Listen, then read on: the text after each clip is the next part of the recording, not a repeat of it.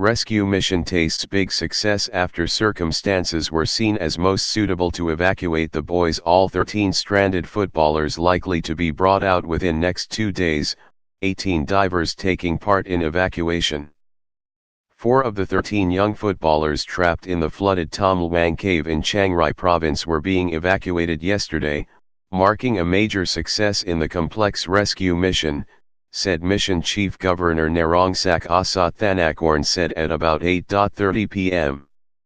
The rescue operation for the remaining 8 boys and their 25-year-old assistant coach will be conducted as soon as rescuers finish preparation and deploying relevant equipment including oxygen tanks in the cave, Narongsak said.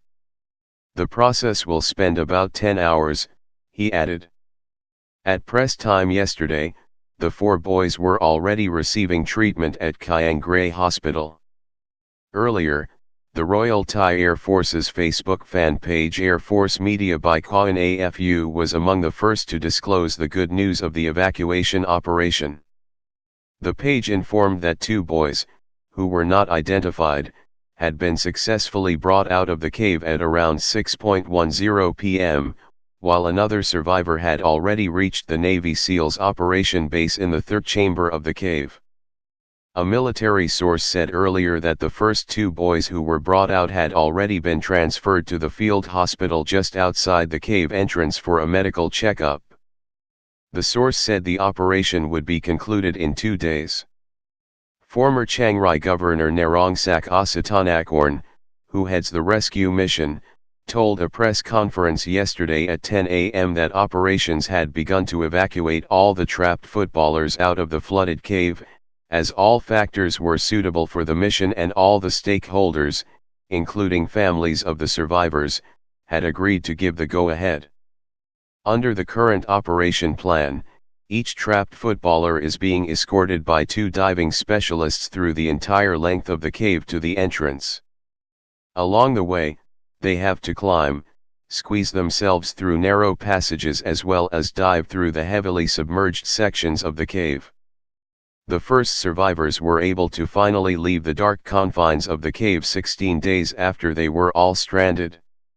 The 13 were caught in flash floods during a visit to the cave on June 23, but they managed to find a dry shelf where they remained without food for 10 days until they were located by specialist divers.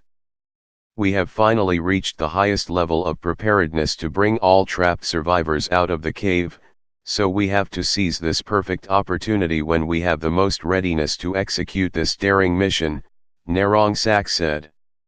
This perfect situation will not last long, as within the next few days there will be storms and heavy rains in the area that can significantly increase flood levels inside the cave and endanger the trapped survivors and all the officers inside. Disclosing details of the evacuation plan, he revealed that a total of 18 diving specialists would participate in this mission. 13 are international specialists, while the other 5 are from Thailand.